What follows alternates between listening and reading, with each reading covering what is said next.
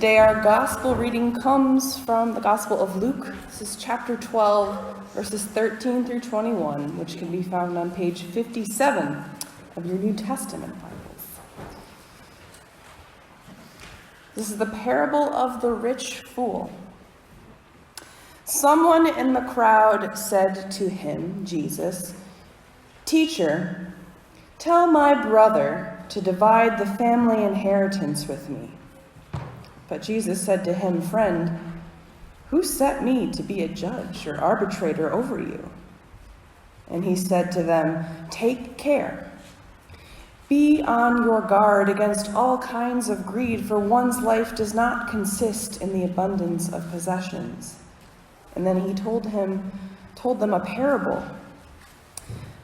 The land of a rich man produced abundantly, and he thought to himself, "What should I do?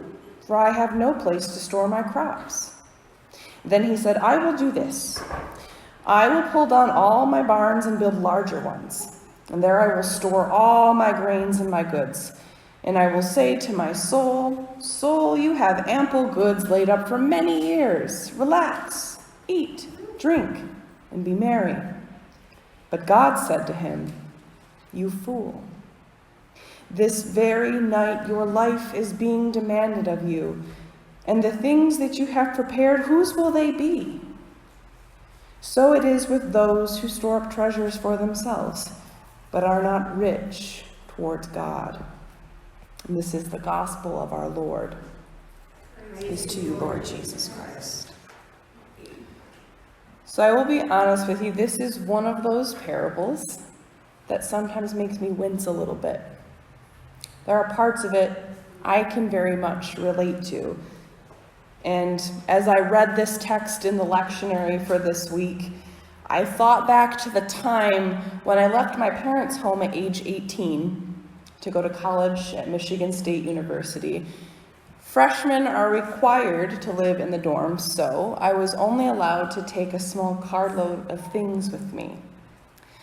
I remember being the girl who cried bitterly with disappointment because all of the books that I had brought would not fit on the shelf space given to me in my dorm room. And then I think of moving into apartments off campus, needing more things, so I got more stuff to fill the empty spaces.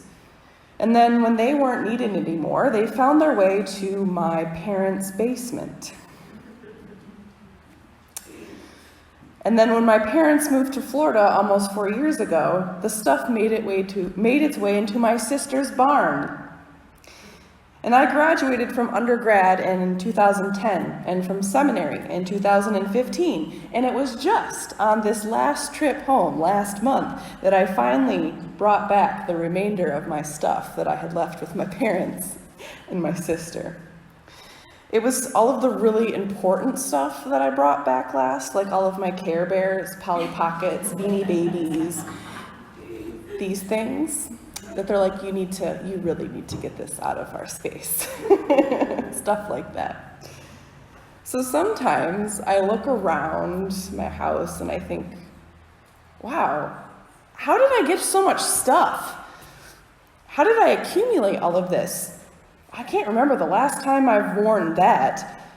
Can I even read this many books in my lifetime? What will happen to all of my IKEA furniture when I die?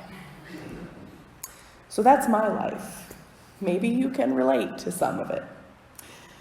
But this week, I was privileged to work alongside a man named John, whose life is very different from mine. At the request of a fellow pastor friend, I helped move some 200-year-old barn wood from one pile in their churchyard to another, and helped clean up the rusty nails and broken bits of metal. The goal was to start making a safe space for the children to run around and play in that area of the yard. And John was working alongside of the small group gathered there to do this work, and he was providing most of the muscle. And as the morning went on, I learned a lot about John's life. I had never met him before.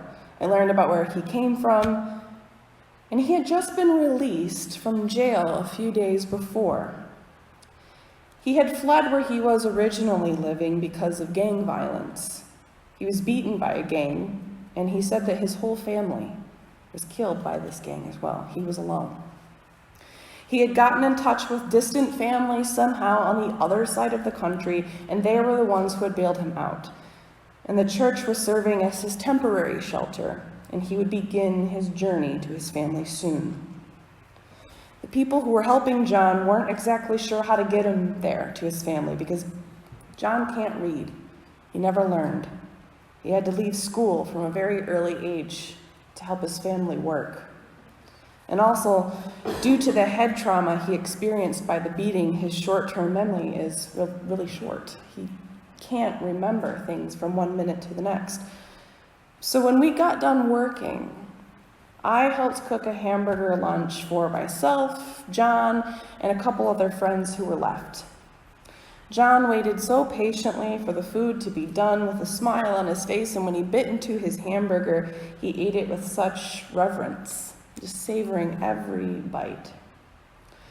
So when I was about to say goodbye to my new friend, I noticed that he was just covered in head to toe in dirt, and I realized something.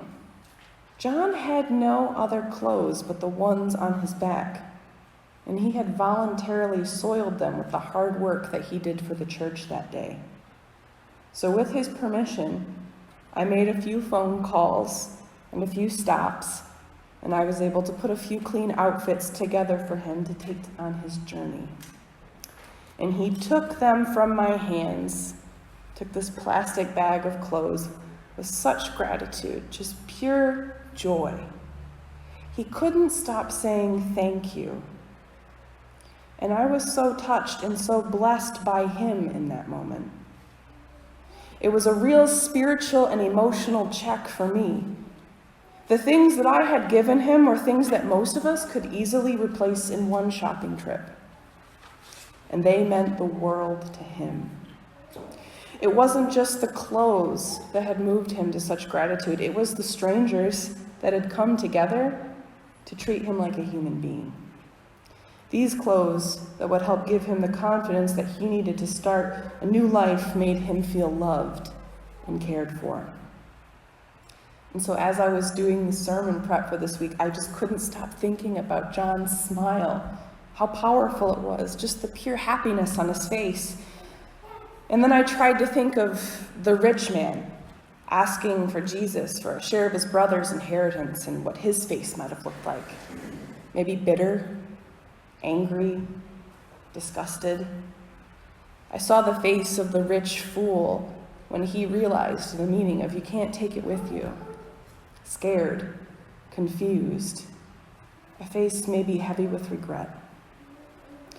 So Jesus uses the art of the parable, a form of storytelling, to issue caution to all of us. What you have does not define you. What you do with the riches entrusted to you is what defines you as a child of God. It is worth saying that it is not inherently sinful to have nice things, to have a savings account, a pension, a beautiful home, to have nice clothes or a safe, reliable car. It's when we pursue these things in an attempt to make ourselves feel better.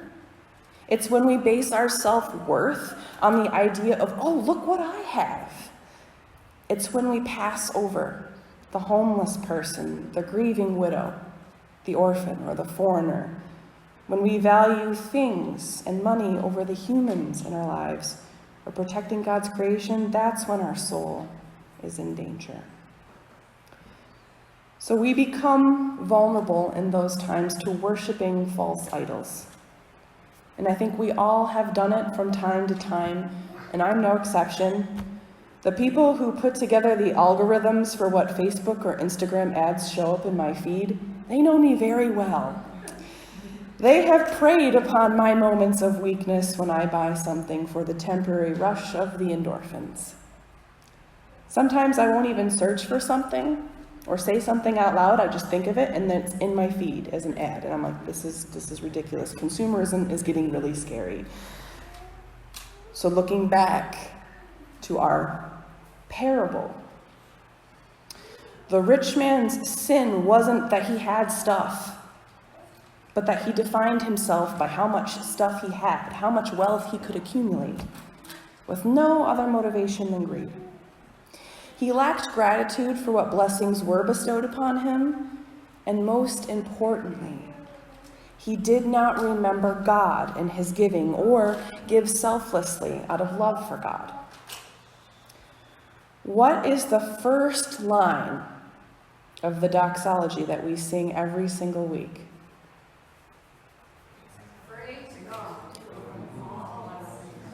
Praise God from whom all blessings flow. So when we present our offerings to God every week, it's not an empty action. It's a blessing to bless the world and the work of the church by sharing what was first given to us. I know that many of you also give your time to the church, as well as your time or your monetary support to charities and nonprofits that do work that are important to you. And that's the same idea. It's giving out of love and out of gratitude. So as you go from these four walls today, take a moment to remember the face of the rich fool who wasted his life away, stashing a treasure that could be taken from him in an instant. Maybe we could liken him to the modern-day billionaires, that global 1% that you've heard about that controls almost half the world's wealth, the ones who have more money than they could ever spend in one lifetime. These are the ones who have exploited the labors of their employees, refusing to give them benefits or an honest wage. And then we can remember the Johns of the world, the ones who are down on their luck, the homeless, the underinsured, the underemployed, the people who piece together several jobs to make ends meet, still can't make rent. We can remember the middle-class family who can't seem to catch a break, who feel like they are stuck right in the middle. They're being drained of their resources, but they're not eligible to apply for any aid. We can remember the people who are silently struggling all around us, the immigrants, the refugees, those who fled poverty and violence, seeking to make a better life for themselves and their families. We can save a worm from the sun, or share a little water with a parched plant that we find. We can remember them and then fight for their right to be treated with dignity, respect, and love. In fact, in so many places in the Gospels, Jesus commands us that we remember these people. I did not make that up. That's in the good Lord's book. So we can show a God-like love by handing a homeless man or woman a plastic bag full of items to help them start a new life. We can look them in the eyes and we can say, "You are loved. You are someone. I see you. You are more precious than gold."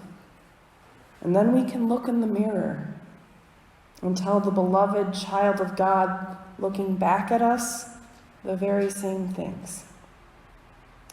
I'm going to close now, but as I step down, I want you to take a moment to think of someone or something that has blessed your life. Think of something that money can't buy. And under the space in the front of your bulletin, under this picture here that says, "Some people are so poor, all they have is money," I want you to write that someone or something down. Present it to God in your heart. Take it home with you. Put it in a place where you can see it for a few days. And each time you look at it, be blessed.